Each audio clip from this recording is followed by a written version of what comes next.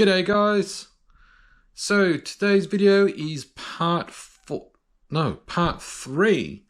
of the Flying Mode Super Decathlon restoration series. So in the last video went about going over the control surfaces on the fuselage, going over repairing the elevator, and few other things. Can't remember exactly what I did. It was a while ago. But in this video, in a way, we're kind of going to be wrapping things up. It's actually working out a lot better than I had expected.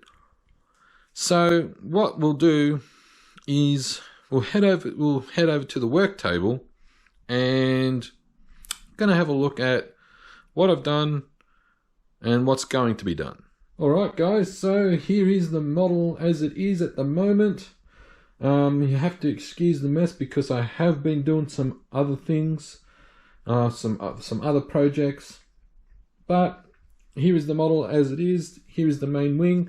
It is upside down at the moment because I was doing a couple of things. So what I'll do is I'll take the wing off. We'll have a look at that shortly. Actually, we'll just plop it over here for the moment. So here we are. So I have put the engine in and it's in for the moment. Now the cowl, I'm having a few issues with the cowl. I'm not sure what I'm going to do at the moment. I have filled in some of the gaps and that. I have strengthened certain parts with some plastic on the sides here where I intend to drill in. It will be painted, but we'll see how we go. I may end up doing the first test flight without the cowl. I'm not sure, but it's not a high priority at the moment. But the engine is in. For those wondering, it's an ASP 61 4-stroke, and I have a Turnigy 13x6 prop on it. Now, push rods. I have put the push rods in, and everything's all in order. I had to drill. Had to drill a hole for the clevis to go through because unlike your 2-stroke engines where the carb is at the front here and you have the rod carb all the way through, the carb's at the back here. So as you can see, works fine. So what we will be doing in this video, I reckon we'll be wrapping it up with just a few minor details here and there that I will probably end up doing off camera. So I have the servos for it. These are some older Futaba S3001 servos. They'll go in nicely. Because it's not a big model, it doesn't need the fanciest servos. I'll be putting it on my high-tech radio, so I've got my high-tech Optima 6. This is the light version. It's a soft case, but doesn't matter. So I'll be using that receiver.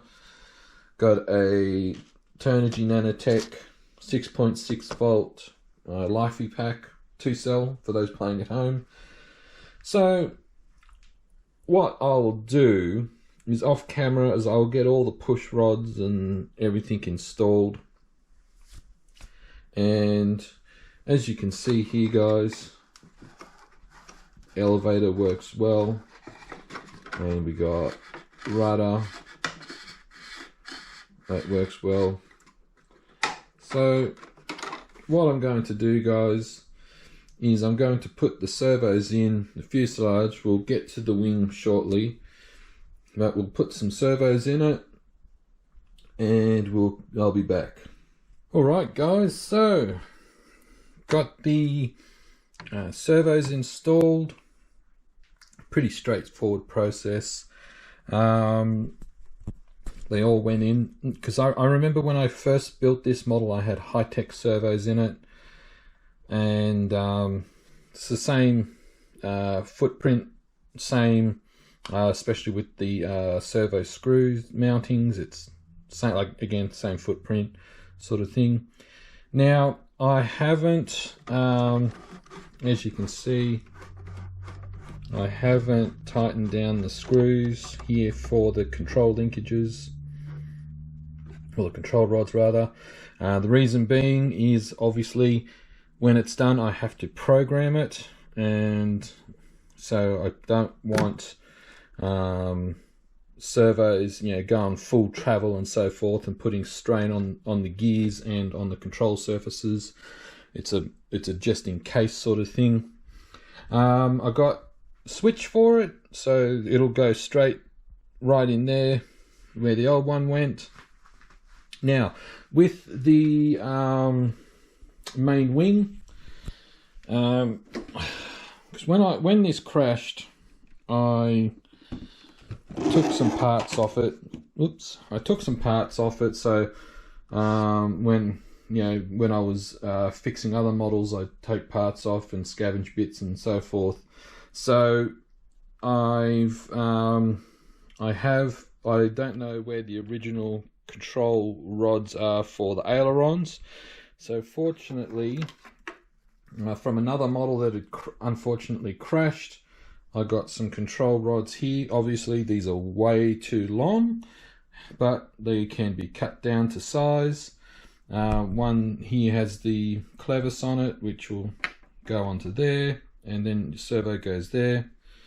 So these will be, I'll use these. Obviously they will be cut to size so that they will suit the application. When I also built this model too, it had like, because on the Decathlon you have the, I guess you call them wing struts. They weren't functional, they were just purely for show. But yeah, it had wing struts that would come off there, out like that, and would attach here. I'm off camera, and that I will make some more, but they will have to be made out of balsa. Like I said, they were purely for show. So what I'm going to do now, guys, is off camera I am going to put the aileron servo in, do the control rods, install the switch, install battery and receiver, and yeah, I think that's about it. So with the magic of video editing, I'll be back. Well guys, this has honestly gone together better than I expected, and with the least amount of issues too. So basically I have everything installed, except there's a couple of little things I want to do which I won't really worry about filming. So as we know, that I put this as a Dubro tank. This isn't the original fuel tank with it, and it's kind of just sitting there. But what I've done is, so I've got some foam on the bottom here, the dark grey stuff. It's actually pick apart foam from a box that I got for my radios. And so we got the receiver there. You can't really see it because of the hang on, where's that flash? There it is. So there's the receiver, and there's the receiver battery. Sorry that this thing's acting up. I don't know what the hell's wrong with it, but anyway. So there's the receiver, there's the battery. It's in that pick apart foam. And so as you can see here, the tank kind of moves a little bit. Yeah, it's not fully secured, but when I put this foam in here, and just tuck it under the switch, so that's the switch there. It kind of stops the tank, but I want to put something like some get like 2 hook screws and some rubber bands to put around there just to hold it in. I will do that at a later point, but yeah, all I have to do is finish off the cowl. I'm not sure what to do, guys. I don't know whether to persist with this one or print another one. Like I've gone ahead and put carbon fiber in it and that, I guess, so I might as well continue with it and trim it and so forth. It might look like a bit of a hack job, but see how we go. But it's all, I actually programmed it. The main wing is done. So if I just get it here, so as you can see, got the servo in, got the control rods on, and they are cut to length, so I'm happy with that. Like I did mention too, with the wing struts, I'll probably make something off camera.